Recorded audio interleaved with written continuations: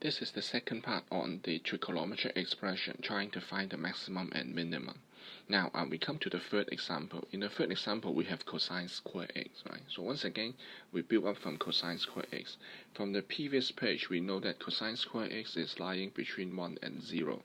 So we start with cosine square x is lying between 1 and 0, right? So we try to add 2 to all three of them. We add 2 to it. We add 2 and add 2 to it. So we have 2 plus cosine square x is lying between 3 and 2. Now all these, they are positive numbers, 3 and 2, and therefore twice 2 plus cosine square x. So when you take the reciprocal, this is 1 over 2, this is 1 over 3, and that is 1 over 2 plus cosine square x. Right, this is 1 over 2, on the left hand side. When you take the reciprocal, the greater the number, the smaller is the reciprocal, so it should swap the direction of the inequality sign as well.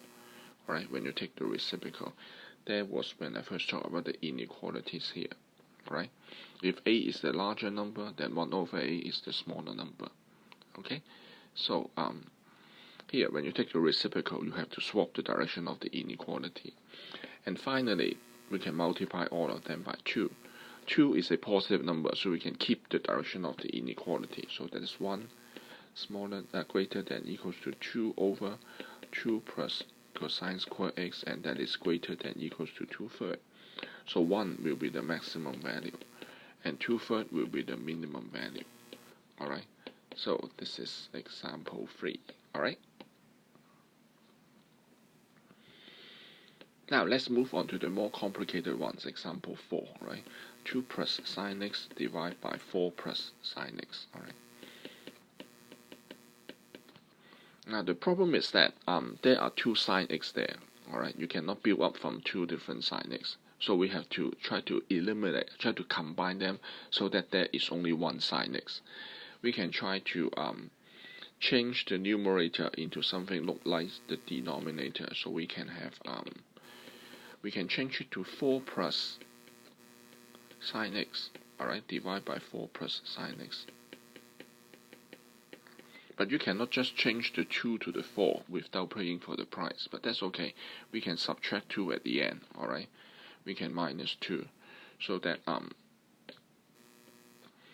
the equation can be balanced, alright. 4 plus sine x minus 2 is still the same as 2 plus sine x on the numerator, right?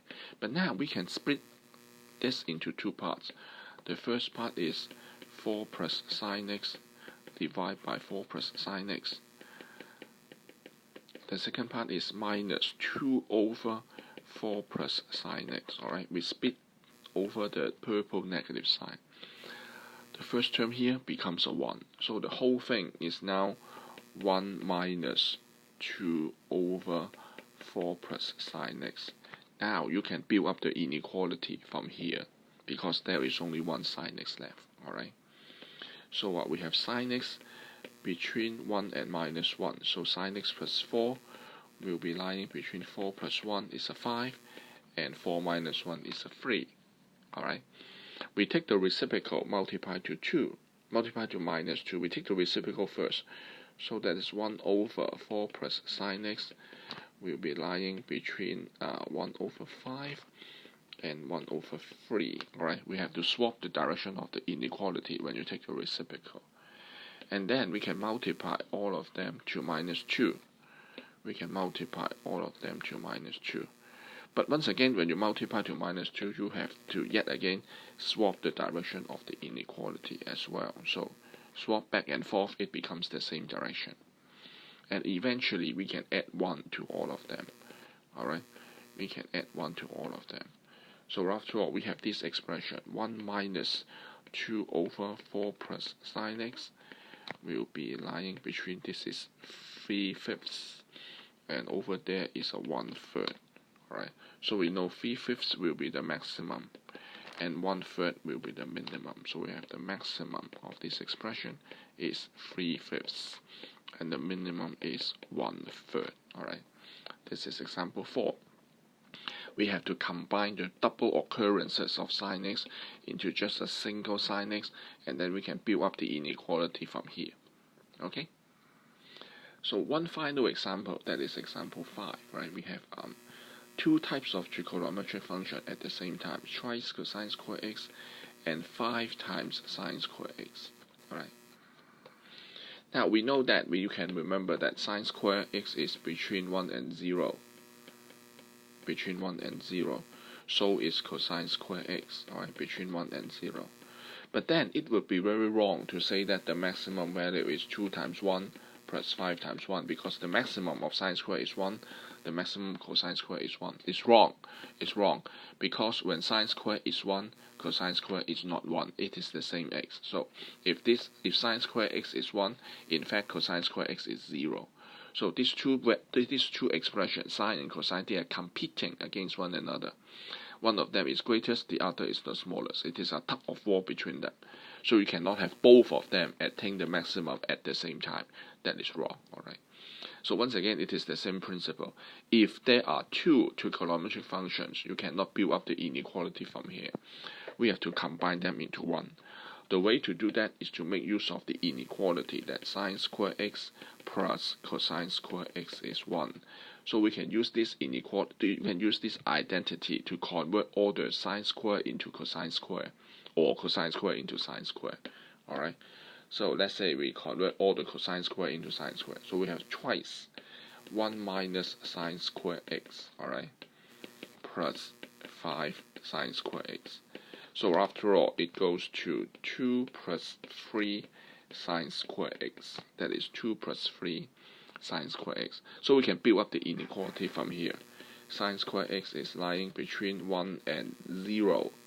So if you multiply to 3, alright, multiply to 3, that means 3 sine square x is lying between 3 and 0. 3 times 0 is also 0. Alright.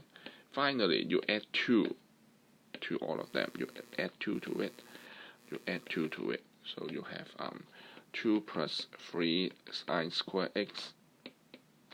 Sine square x is lying between 5 and 2. So 5 will be the maximum, and 2 will be the minimum. Alright. So once again, if you have two different trigonometric functions, sine and cosine, in the same question, you want to find the maximum minimum. Firstly, you have to change into just one trigonometric function. Now, alternatively, I leave it to you as an exercise. You can think about switching to cosine. Right? You can keep the cosine square x while change the sine square into 1 minus cosine. Okay, you may pursue this step to see whether you can arrive at the same conclusion, that this is lying between 5 and 2. Okay, you can try this on your own, and I'll show you the answer if you pause for a while and try this on your own. So after the pause, this is the answer. Twice cosine square, you have 5 minus 5 cosine square x, so that becomes 5 minus 3 cosine square x. So we can build up from cosine square x. Cosine square x is lying between 1 and 0. 1 and 0. Alright. So you multiply to minus 3. You multiply to minus 3. But when you multiply to minus 3, you have to swap the direction of the inequality. So the inequality becomes something like this. Alright. And finally, you add 5 to all of them. You add 5 to it, you add 5 to it, you add 5 to it. So in the end, you have 5 minus 3 cosine square x will be greater than equals to 2, smaller than equals to 5. So you arrive at the same conclusion, this being the maximum and this being the minimum.